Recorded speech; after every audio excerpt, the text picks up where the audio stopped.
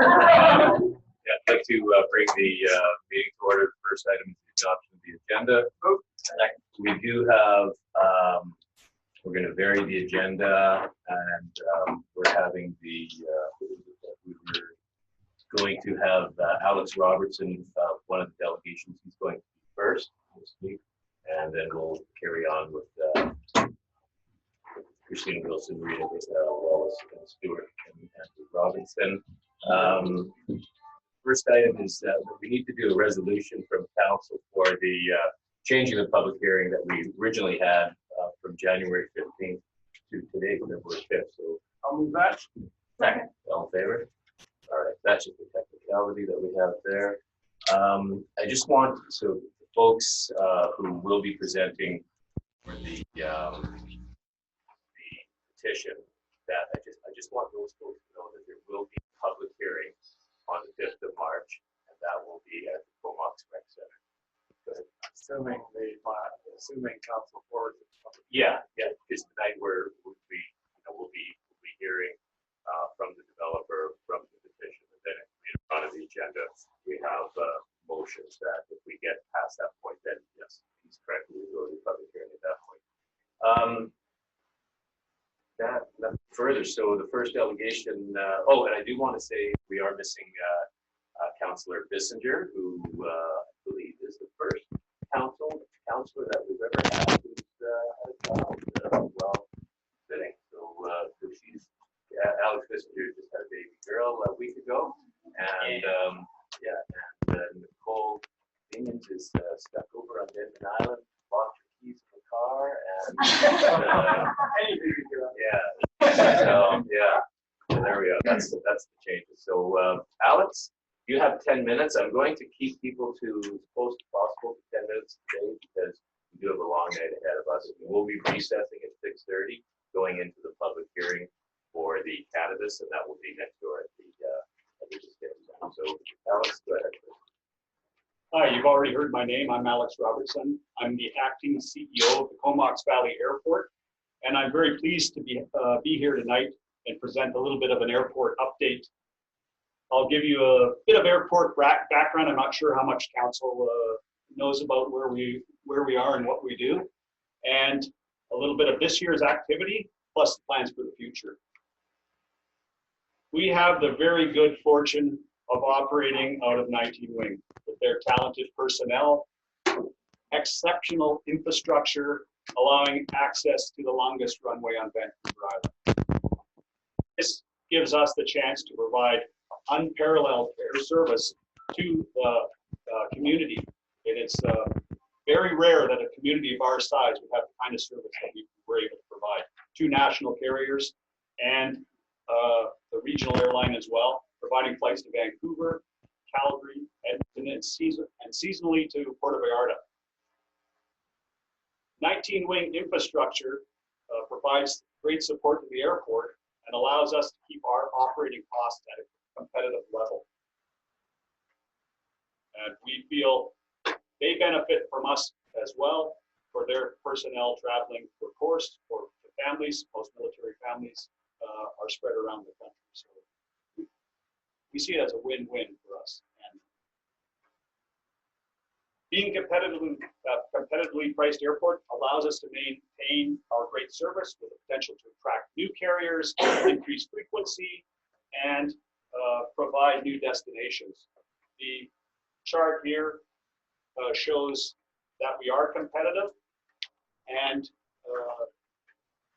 these are just a handful of other airports around BC. Last month, I attended the Chamber of Commerce Economic Breakfast, and they presented this exact chart, displaying that it's clear that the business community sees the airport as the largest contributor to the local economy. The 10 companies working within the terminal provide nearly 600 full and part-time jobs, and the resulting economic benefits of these jobs are widespread and significant. Another positive benefit is the fact that 3 aircraft stay overnight. There are 3 crew members on each of those planes require accommodation, and it totals approximately 3,200 hotel nights a year just from having the 3 overnight aircraft. Air service development is essential to our mission, and airlines are attracted to places where they can be profitable and have sustained growth. If the Comox Airport cannot support growth, other airports will quickly jump in and take those aircraft and airlines away. I'd like to talk a little bit about the activities over the past year. The airport has enjoyed steady growth in passenger numbers, as this chart shows. We dropped a little this year, and we're blaming that on the 737 MAX 8 grounding. But the trend is positive over the duration from 2009, and we anticipate that will continue. Financially, we've been successful, and we've been able to put a little money in the bank as a saving for a down payment on an expansion to our terminal. Related to the increasing passenger numbers comes our most important issue, and that's the lack of parking space during the peak travel periods. In 2005, we had 300 parking spots. Now we're sitting close to 1,000, and we've utilized all available space on the leased property from the Department of National Defense. We also are experiencing some capacity issues with peak periods in the terminal as well, and we work yearly to try and improve the passenger experience, maintain infrastructure, and reduce our energy use. These are some of the projects we did. Every year we try and get more parking space. Now we're at the limit. We're converting our LEDs or our lighting to LEDs to save energy. We added a fuel truck tanker route to safely back up, or so prevent backing up our fuel truck on the apron. We can now drive it in a forward direction.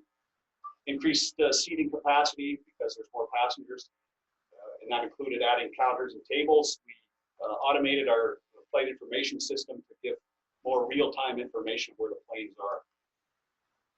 Some of the other projects, we had to do some work on both our air conditioner and generator.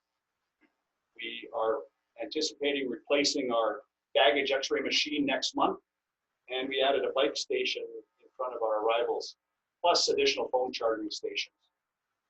This chart shows the area that we, around the airport, plus the gray area is the area we lease from TND.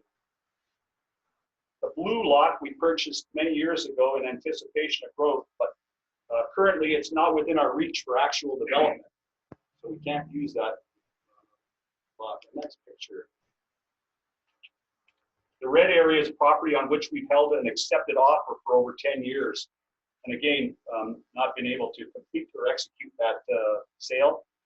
We recognized a long time ago that we needed that land. It was critical to our growth. Now we need it immediately. We see the entire yellow area as important for our future growth in direct airport operations, such as further parking or places for our car rental companies, our 3 car rental companies.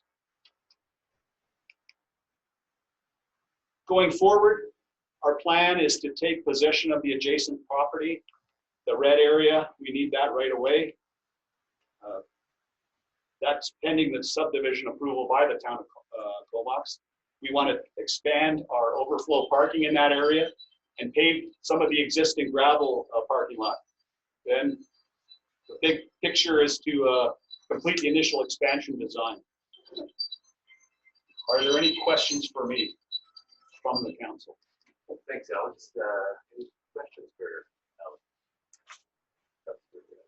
Yeah, just what's holding up on the purchase? Like what's The so you storm, can't complete on it? yeah, the stormwater management plan has caused us to not be able to complete the subdivision. That's also hampered our ability to utilize that lot that we own, the blue area lot as well. So we're hoping that this problem, I know that the town of Comox is working to get this solved in the near term. So we've got our fingers crossed that happens, because we need the space ASAP. Any other questions? Seeing none, Thank you very much, Alex. Yeah, I appreciate having the chance to come and talk about the airport and the importance of the relationship between the town and the airport. Please call me directly, Council, if you have any questions or concerns. Thank you. Yeah, and you do. Thank you. I just want, before into the next delegation, just a little bit of a housekeeping. We have a lot of people here, and if the fire chief was here, he would probably tell me to remind people that we have a fire exit out this door. So I'm going to ask you folks to maybe move away, but do not block the staff, because if there is an issue, we're going to need to go out that door. So if you can make that area clear, appreciate it. Okay, great. So, Alex, again, thank you very much. We'll move on to our next delegation. That would be Christina Wilson from and Joey Martin. So, okay, from High Street. Yep.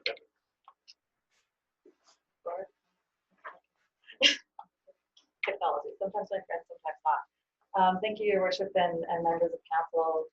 As the mayor mentioned, my name is Christina Wilson. I am the Vice President of Development and Sales of High Street Ventures. We are the developer and the applicant for the project at 695 Aspen Road.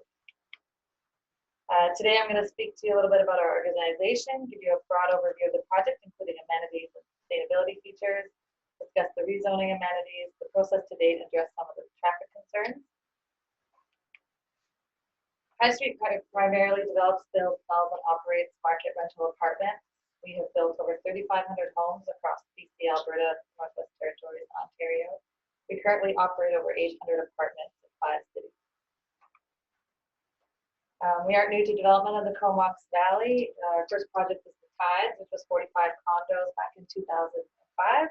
That was followed by the Holiday Inn Express Suite Hotel.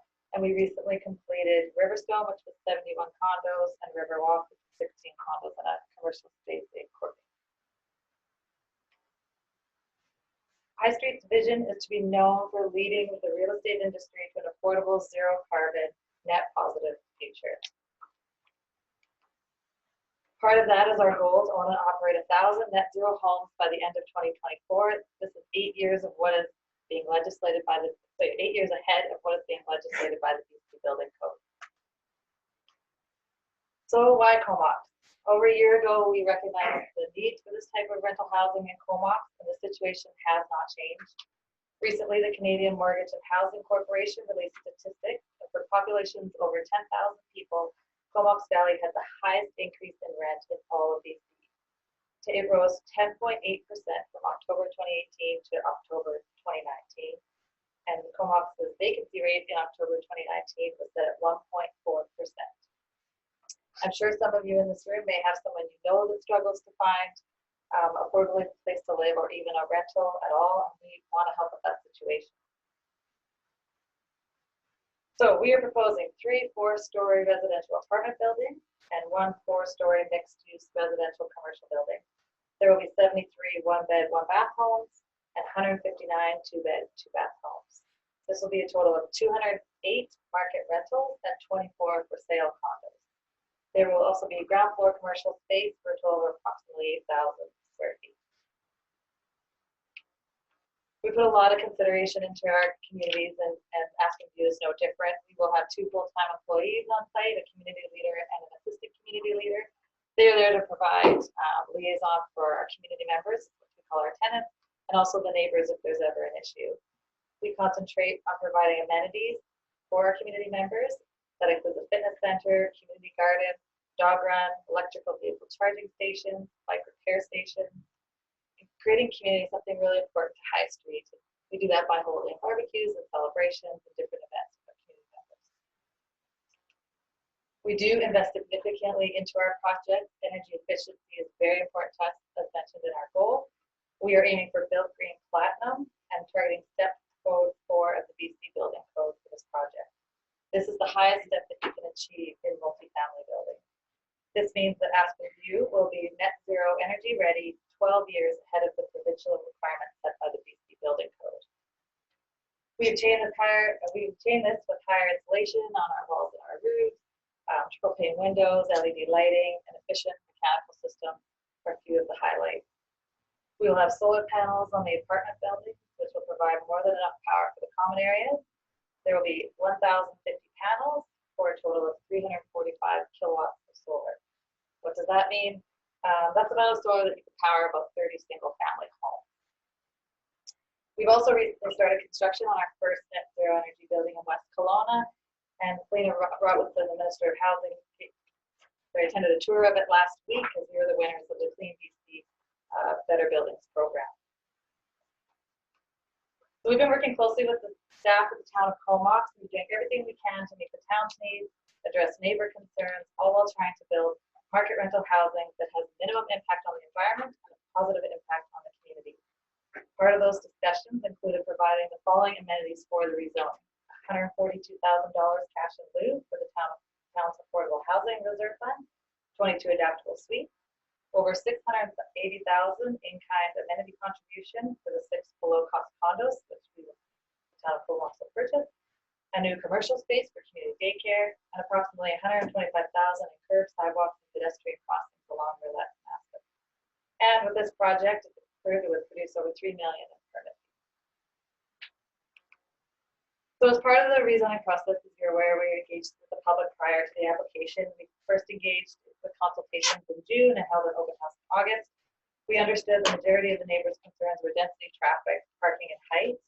Some of the changes we made as a result of that were dropping the ends of the buildings by 3 meters, removing windows on west corner units that face the neighbors. We pulled the buildings back from the setback line further than the minimums required, and added additional landscape screening adjacent to the neighbors and along Roulette. We hired a third-party engineer to review the traffic at the onset of the project, and he is here today if anyone has any questions. So with the current zone at C4.1 zoning that's in place on the site, we analyzed placing a hotel, a pub, and a recycling drop-off facility, which the current zoning allows on the site. With that, we could have 117 cars per hour, which is almost 2 cars per minute in the peak morning, and 138 cars per hour, which is around 2.3 cars per minute in the peak evening. With our development, we actually decreased the amount required in the morning by 35 cars, to a total of 82 cars per hour, which is around 1.4 cars per minute. And in the evening, 21 cars for a total of 117 cars per minute.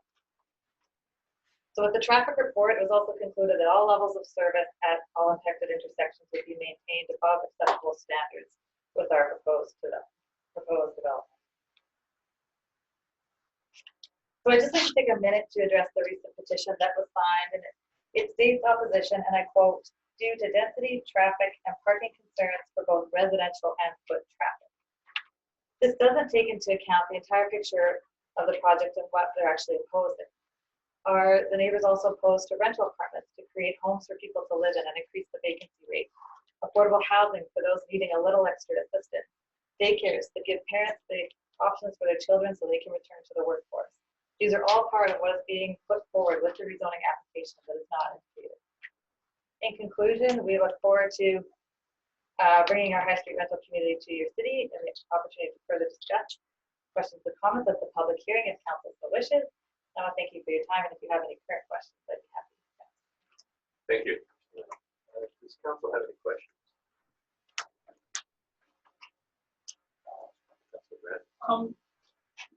Much has been made of the height of the building being 4 stories.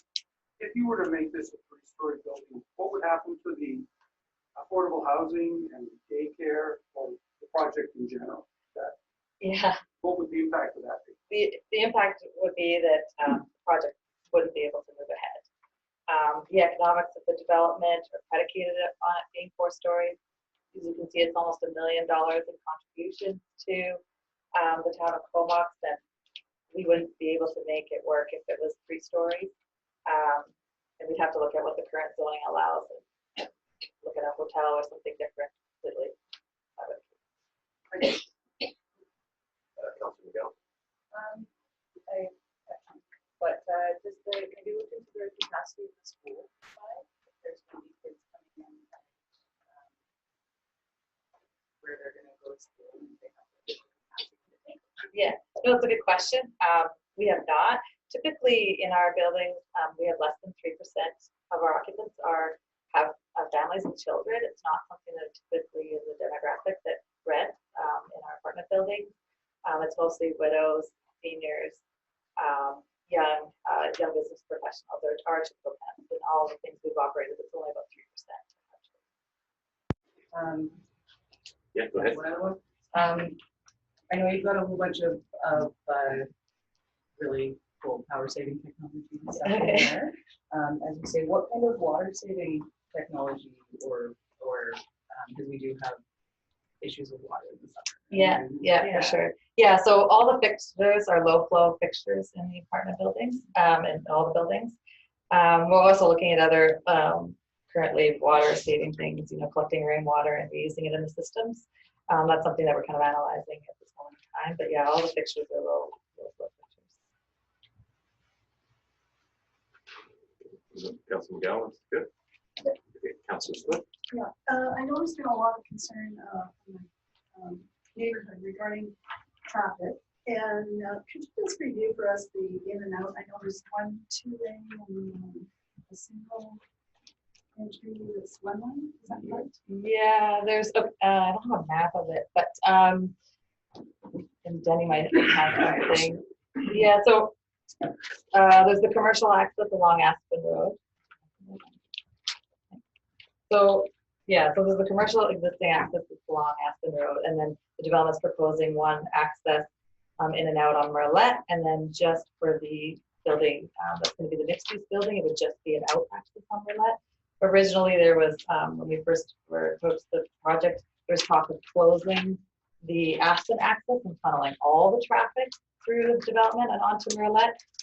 We hired our traffic engineer who did that study and concluded that wasn't necessary with the impacts of all the intersections. So that is able to stay open as an in and out, or right out with commercial center access. And then I'm not a traffic engineer.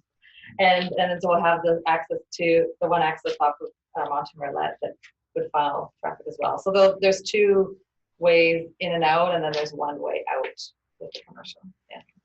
I know, sorry about that. Yeah. This is kind of an aside, but I'm just wondering with all the development that we have, do you ever try to be a car-to-go kind of model? Yeah, so we actually, our project in Kelowna, we did our own car share, and we'll look at doing that here as well. We ran it ourselves there, and it had a bit of a bumpy start, and I think, we didn't take the opportunity of doing it at the time when people were actually leasing up, so we want to take that opportunity to provide that at the beginning. When it comes to car share companies, we're finding the challenges that are actually, they're starting to, some of them are actually closing up and realizing that the service isn't there. Even just recently, Vancouver Car2Go has backed out of Vancouver, which is a huge center. So we would rather not engage in a car share company and rather do something like that ourselves. Also looking at bike share, that's pretty popular. So something that we would do ourselves for sure. And it's something that our operations team is pretty excited about, and we'll want to pursue on this property as well. Right. Thank you. Thank you. And any further questions? Ma'am, this is just for council. Seeing no questions, thank you very much, Christine. Okay. And later on in the agenda. Are we not going to be allowed to ask any questions? Generally, we don't. The CAO, do we? Council would have to recess. Yeah, normally, ma'am, we don't. At the end of the meeting, we do go and we ask if there's any questions from the public and from the media, but not when we're having it at the public hearing. We'll be able to speak to the. But the deal is done by then, isn't it? No, not at all. Because as you can gather, there are a lot of. Oh yeah, no, very transparent. Today we heard from High Street. We'll hear from the folks with the petition. Later on, we will have council getting a report on this from staff. We will talk about it, and at that time, if council chooses, we will go with first and second reading, and that will engage us into a public hearing at that point. And that will be in March 5th if today is passed. Are we permitted this time to put concerns in writing again? I have been writing since last October. Yeah, well then, I'm sure we've got them, but now we're going down this rabbit hole of asking questions. So, yeah, so thank you very much. There will be plenty of opportunity coming up to get your points across to tell. Okay. So, yeah, thank you, Matt. Rita Walsh. Rita, you'll go to the podium. You have 10 minutes. Mr. Mayor, Council, my name is Rita Walls and I live on Olympic Drive in Comox. I'm here today to present the Mayor and Council with a petition against the proposed development at 695 Aspen by High Street Ventures in Kelowna. The petition consists of over 500 Comox residents contacted during the summer holiday season when we first learned about this mega housing project of 4 extremely large apartment buildings. Very few people we spoke to refused to sign. Most of them did not even know what was planned for the land, or in fact, the land was recently sold. Residents were shocked to learn of the size of the proposed development and concerned that it will forever change the communities in this area of Northeast West Comox. There are many valid reasons for this development not to go through. Today, I will address 3 significant reasons, which are traffic, parking, height, and the height of the building. I have read the traffic assessment report, impact assessment by McElhenney, dated August the 18th, at least twice, and these are the concerns I would like to bring to the attention of Council. Quote, the proposed development is located in Comox, British Columbia, as shown in attachment A. The development is expected to contain 4 4-story buildings with 234 units. Building A, B, and C will be residential buildings and are expected to contain 72, 72, and 64 apartment units.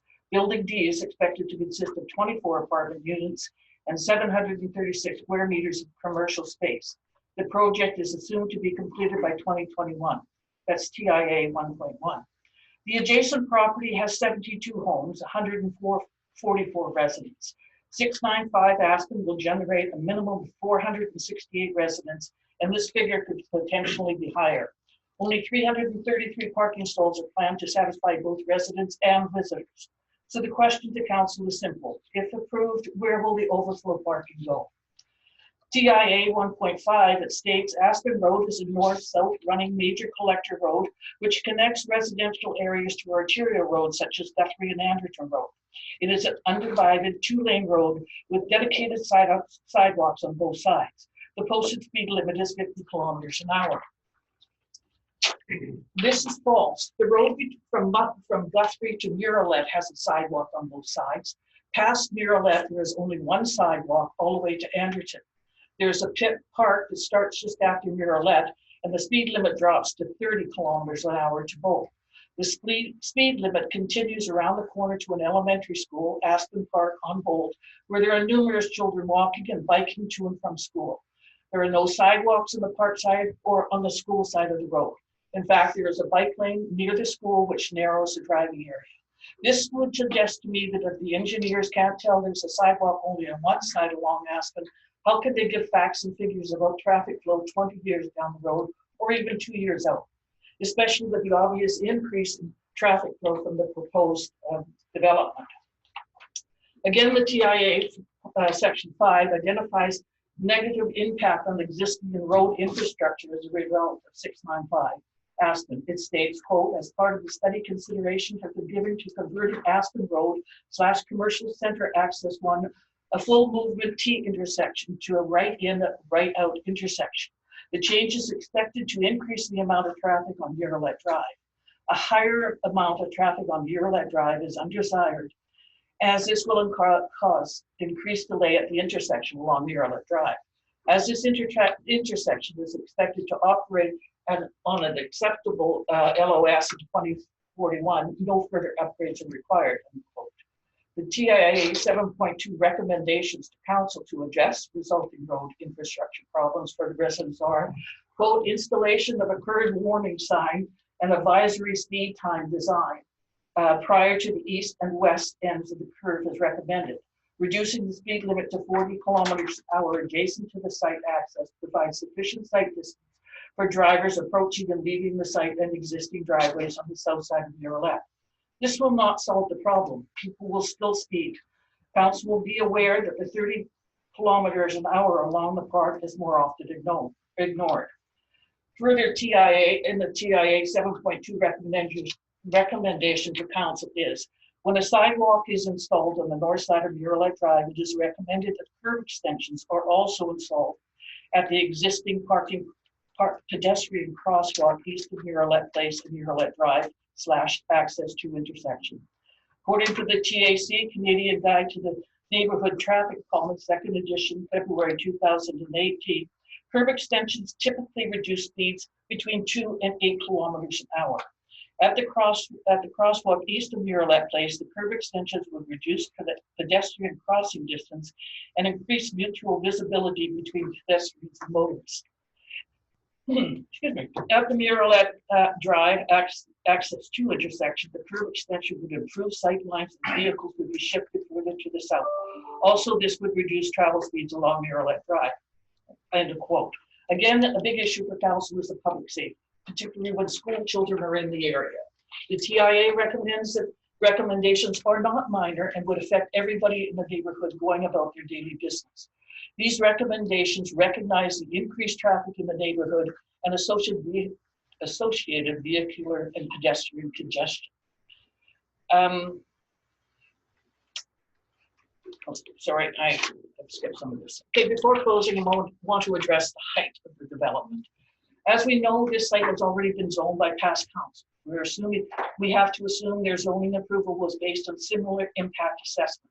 Original council zoning has 3 stories, bottom level as commercial, top being condos, as seen in much of Comox today. The style of development best suits the character of the existing character of Comox, and indeed the Comox Valley as a whole. The rezoning currently underway seems to be based on new criteria of density and profit for the developer, rather than what is in the best interest of the town of Comox as a community. High Street considers each of their projects they build to be a community in itself, but Comox is a community already. We as a group are not against development, but we are against the high density proposal. The height is 14 meters and that is 45.5 feet. There is nothing in the surrounding area apart from the recently completed Anderton apartments that is that tall. Most of the homes in the area are single family homes, with a major of those being patio homes. The proposed building at High Street complex will overlook the whole area. High Street indicates that the inhabitants of these proposed homes at 695 Aspen are forward-thinking downsizers from young professionals. How do they know this? The current local community is a mix of retired and everyday family people who have comfortably lived here for a long time. The official community plan of Comox indicates in section 3.4.3, quote, it is important that the resulting development present a good fit with their neighbors and enhance the overall character of the town of Comox. Is High Street going to operate this building once it's complete, or are they going to sell it to another company once completed? Many of the developments that High Street have built have been sold. How can the High Street guarantee that all their promises will be forthcoming? High Street Ventures is not coming to Comox to do something good for Comox. It is coming here to make money. The president of the company, Scott Butler, has made a statement that, quote, we have a goal to own and operate $200 million worth of net zero real estate by the end of 2024, end quote. I do not feel that his goal should be met at the expense and to the detriment of our existing neighborhood and community. Another comment by Mr. Butler seems to me to show what he thinks of Comox. Quote, Butler said municipalities have to change their culture, right from city council to city management and city staff, to provide permitting for developing quickly rather than stall it while the meter's running, end quote. Quote, Kelowna is good, Penticton is the best, and cities like Nanaimo and Comox are really bad, end quote, he said. In summary, I believe that the role of the mayor and council as elected officials is to make decisions based on the best interest of the town of Comox and the people of Comox. This project should not happen without community support. The proposed development by High Street Ventures at 695 Aspen Road is not in the best interest of the people of Comox and the town of Comox due to the traffic and the safety of the citizens of Comox. Yes, the land at 695 Aspen is crying out for development, but the High Street proposal is a wrong fit for our community. Thank you. Thank you.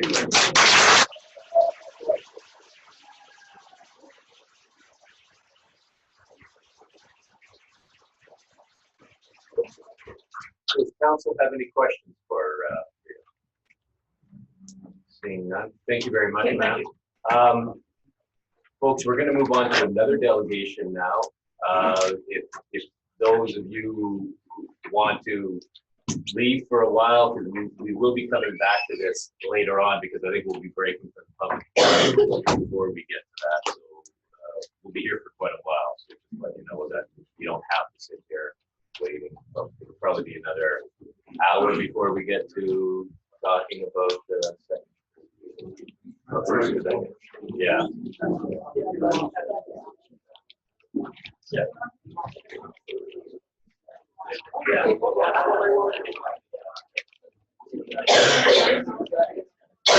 And Stuart, we'll just give you.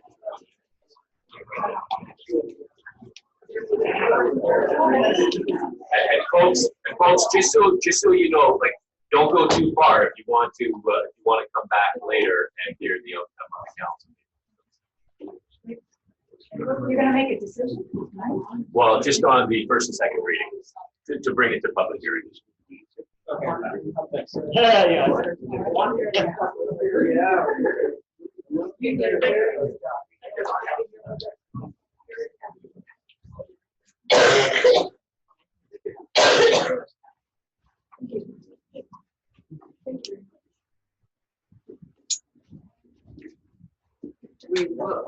Any idea when this next meeting will be?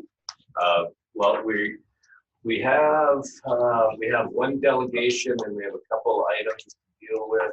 And we have a committee recommendation. I don't think we're going to get to the High Street first and second reading before 6:30, because that's going to take a while. I don't think we want to start at 6:20. So The third meeting. So if tonight is given first and second reading, then that will trigger going to the public hearing. That will be 5th of March. Thank you very much. Yeah, thank you.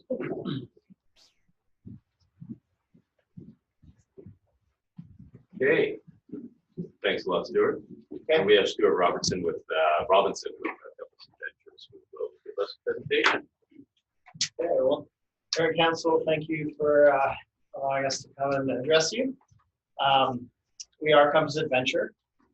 Some of you on council have known us for years, and others we're just getting to know. I'm Stuart Robinson, and my brother Andrew is here, and actually James, who started the company, is also here.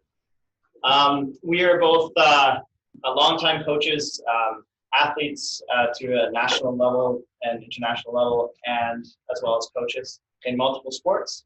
And we take that passion into what we do with Compass Adventure. We want to give you an update of what we've been doing over the last 23 years here. We've addressed council one other time, but otherwise you would have found out by maybe your kids coming to see us or whatnot. I have to do this part. Okay. We have a challenging mission with our company. If you can read it there, I'll read it to you. Is to create a sustainable community programs with the most cutting-edge coaching and progressions available, while maintaining the lowest barrier to entry. So that's a challenge for us, for sure. We have a strong commitment to safety. In the 23 years that we've been in business here, we're proud to maintain a 0 incident record. And that's through intensive training and experience. We strive to continue that amazing track record. We're also a lot about fun. So we want to engage with the community and create an environment that is fun and inclusive for all. Here's what we've been doing so far. So the company started in 94, and we were part of the Recreation Commission as instructors. I was very young at the time. James was younger. In 97, we became a contractor to the commission, and then from there, it's moved to being part of a town contractor relationship. As we've moved forward. Lots of things have happened along the way. We started off in a certain type of a program with mostly traditional sailing and multi-hull, single-hull boats, and this sort of picture we're looking at. And over the years, we've grown our programs and our training programs to provide a state-of-the-art programming in a world-leading platform in multi-hulls. So that's been a very exciting time. Summer is very important for us and a lot of fun. Over the years, we've developed our signature camps that have become mainstays to the community, and that's our ocean adventure camps, our Learn to Sail programs, and now new our Tiki Wiki program, which is really fun for young kids. Schools have always been a mainstay for us in the community and an important program. It's been about 15 years, a little bit more, that we've been running a school district program. It is the most extensive in-school learning sail program in the country, and it's available, we're proud to say, to every elementary student. It's possible to take this course in the Valley. Some of the key components to this that we're really proud of are the ocean safety, environmental stewardship, local Indigenous history, team building and life skills that come with sailing and water sports. And it's a certificated program. Kids and young adults come from as far away as the Yukon to attend this program, which is really exciting. We also have international students that attend our programs every year, and a new exchange program that's starting soon. Having a competitive background, as we do with Andrew and I and James in the past, our Performance Academy is really important to us. We have created over these years what we believe to be the most comprehensive multi-hull sailing progression in North America. And that goes from 5 years old all the way up to international yacht racing at a world championship catamaran racing level. And through that, we've proven Canadian champions and North American champions right here in the Valley, which is really, really amazing. And also opportunities for life in sport beyond this. It's really important being local community members. Like, we raise our families here, and we spend our time in this amazing environment that we have, as this gem behind us here. And healthy ocean, healthy life. What that means to us is creating an environmentally responsible program where we connect people with our local ocean environment. And we support a clean future through our connections with places like the rec center that we've had for this amount of time. Our schools, our water safety programs, our environmental stewardship initiatives, programming through the local KFN, and that includes Indigenous history lessons that go to all the classes. Our rentals program, our adult sailing league, and of course, beach cleanup time that we generally participate in. Tourism is sort of new to us in the Valley. We've been mostly about locals, but over the past, let's say, 5 or so years, we started to develop a tourism side to our company. And we really are promoting, with assistance from other groups, this being a sailing destination. And what we've brought here is extreme sailing opportunities with zero barrier to entry. You don't have to know anything about sailing. The people we get out to experience an experience that you cannot get anywhere else in the world. The equipment that we have is only owned by professional racing teams in the rest of the world. And you can go out and have that experience with us, which is really unique. And it's available through the local hotels.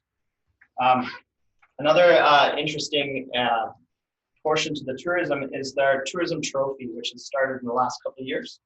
And that has to do with local tourism operators, breweries and hotels and whatnot, that engage with each other promoting this area through a competitive experience.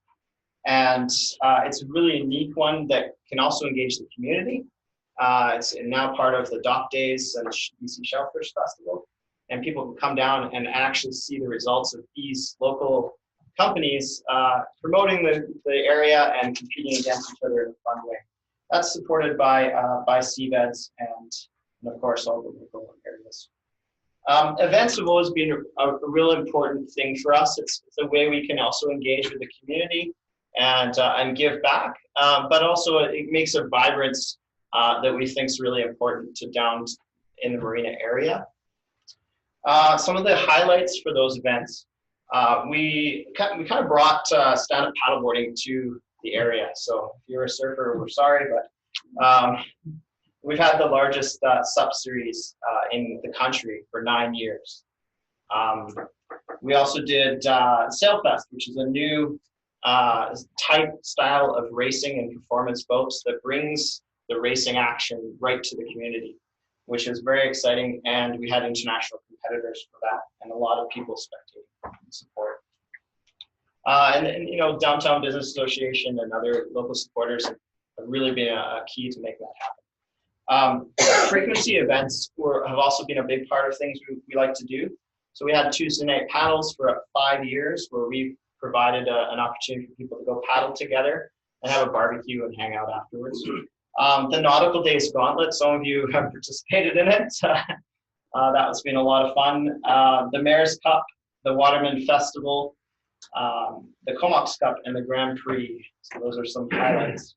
As I mentioned with the tourism part, when it comes to competitive sailing, the other thing that's really exciting for us is that we have the most advanced sailing platform. There's a picture of it there for the size in the world, and it's right here in our backyard. So all of us here in the small community know how great a community it is, and it's nice to have another gem and secret that's sort of in the backyard here, and the secret of getting out, let's say.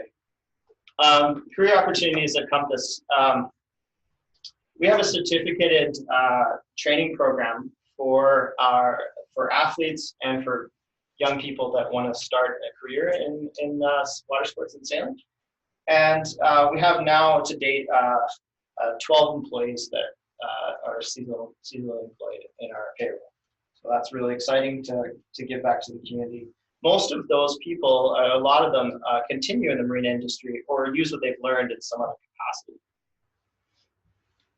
capacity. So just to go through all this quickly, I guess we can say that we've gone to pretty great lengths in everything that we pursue. And really that's been out of necessity for creating a viable business in a small community. So the flip side to that is that we feel like something really special has come of that. And yeah, and it's our goal to continue to provide people with that connection to the ocean in a meaningful way. And that can only happen with the great connections we have with the town, the community. And we'd just like to thank you for that. And thanks for giving us the opportunity to update you. Great, thanks, Stuart. And yes, I have been in the gauntlet, and I think I still have a concussion from mere ice falling on my head years ago. I recall it was you jumping on the board. Wow, Search the paddleboard was 20 feet long and 10 feet wide. We still fell off. Yeah, and lost. Yeah. So does council have any questions for Stuart? Seeing none, thank you very much, Stuart. Appreciate it. All right. Should. Minutes. We know what rain's going on. So, okay, so we let's get my place up here. I'll receive a management report for February 5th. Well, we have the minutes of meetings, special council meetings from January 22nd for approval. Oh, okay, I'll do that. You'll move that. Second on that. Any questions on that? All in favor? Okay. Approved. And for receipt, the committee of the whole meeting minutes from January 22nd. Move receipt. Second. Any questions on that? All in favor? Okay. And we have the committee recommendation for the downtown Comox BIA, the business improvement area renewal. Move that. You'll move number 1? Yep. Okay. Second. So any questions on that? This is the downtown BIA. They do some great business for us here.